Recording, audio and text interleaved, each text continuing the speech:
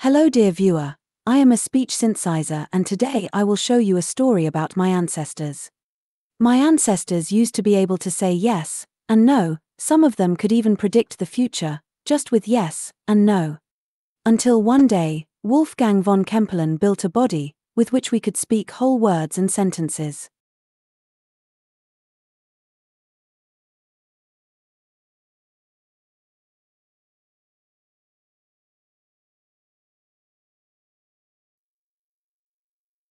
Now let's discover how Kempelen invented the first speaking machine. 1. The Speaking Machine by Kratzenstein. 1780. Christian Kratzenstein presented a speaking machine in St. Petersburg. A speaking machine that could pronounce the vowels a, e, u, u. The related paper was published shortly afterwards, in Latin, Russian and French. Kratzenstein developed a new free reed technique for his speaking organ pipes. There is no record of what Kratzenstein's speaking machine complete looked like. The machine probably burned in one of the city fires in Europe. Kratzenstein developed resonators for his machine, which, according to later analyses, would not have been needed in this specific form.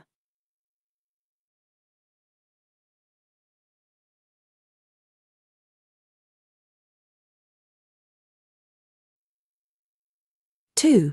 The Speaking Organ by Kempelen. 1791. Wolfgang von Kempelen published a book about his 20-year studies about human speech. Mechanism of human speech.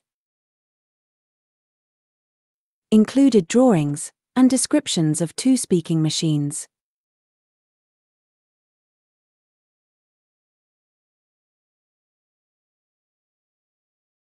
Kempelen writes in his book 1791 that at the time of Kratzenstein's publication 1780, he had already built a speaking machine that could pronounce a, e, u. But he also writes that he has not yet realized the I with his machine. Kempelen was thinking about getting a Kratzenstein speaking machine to complete his own machine with the I from Kratzenstein.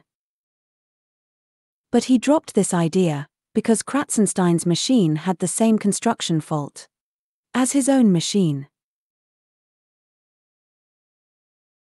Kempelen learned through experimentation that words cannot be produced by combining individual pipes of letters. It requires a single pipe from which all sounds originate, similar to the human glottis. A word is not a series of individual letter sounds. It is an interaction of the oral and nasal cavity, the tongue, and glottis. Kempelen and Kratzenstein machines could only produce individual letters, but no connected words. Kempelen believed that the I pipe from Kratzenstein would not bring any progress for his machine. 3. Kempelen's first attempts.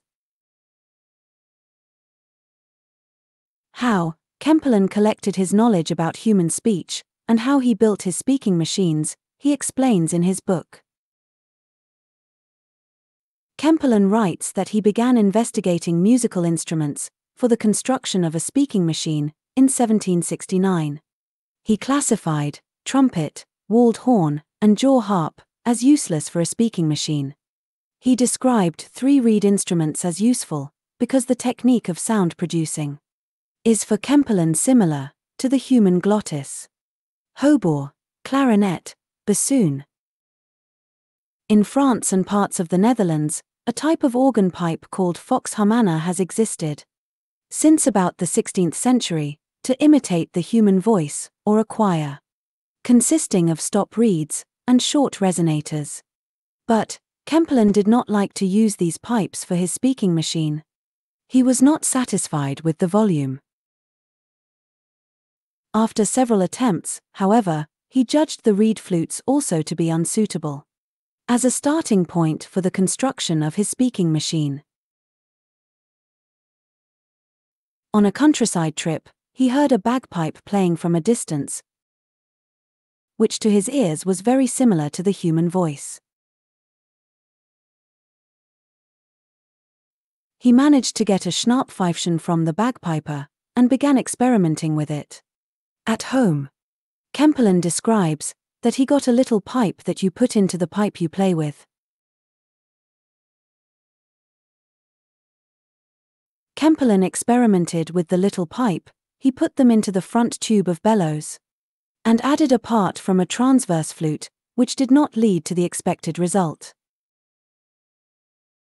Next, he combined the lower part of a hautboy with the Schnarrpfeifchen and the bellows.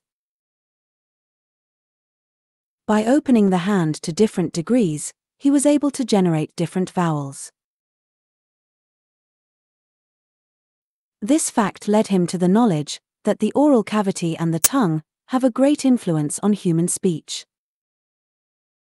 Kempelen now thought that 3 main components would be enough to build a speaking machine. He made several attempts with this setup, with moderate success.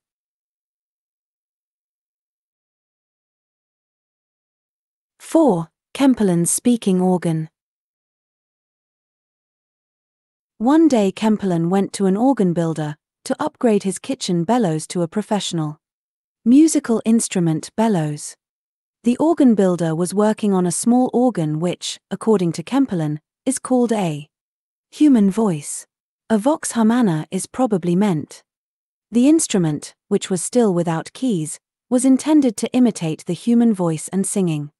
Kempelen bought this unfinished organ. Components: 4 folded bellows, wind chest, 13 wooden mouthpieces, 13 ivory reeds, rising in size.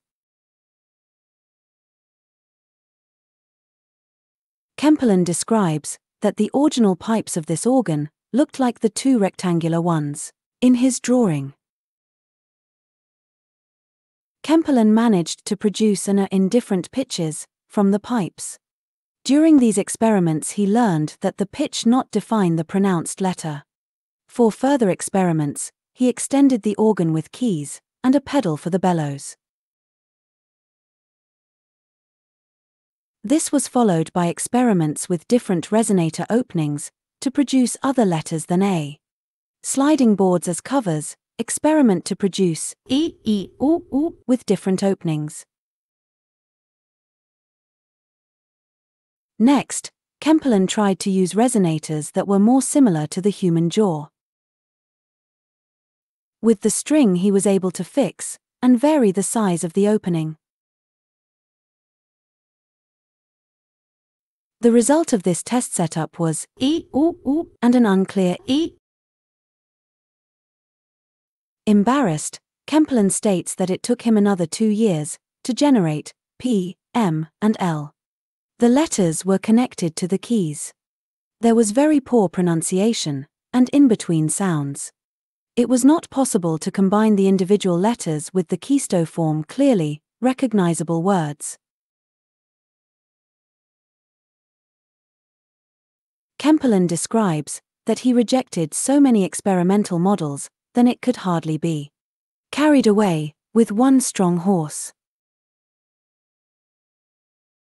And he therefore gave up experimenting with this instrument after 2 years.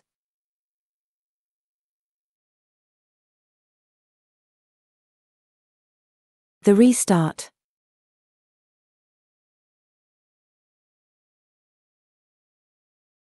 After all the failed attempts, Kempelen returned to his previous statement.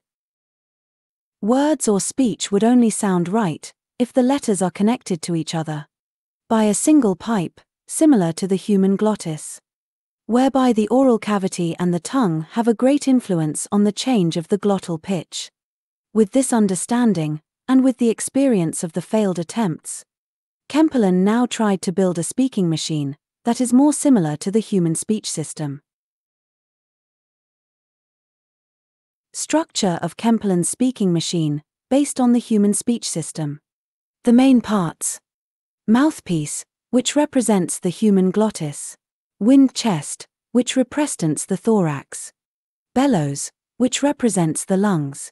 Mouth with its accessory parts. Small tubes, which represents the nostrils. Luckily, Kempelen continued his research. Otherwise I would probably still be one of those fortune-telling heads who can only say yes or no. Now how this speaking machine is constructed, how to operate it, and what you can do with it, you will find out in part 2.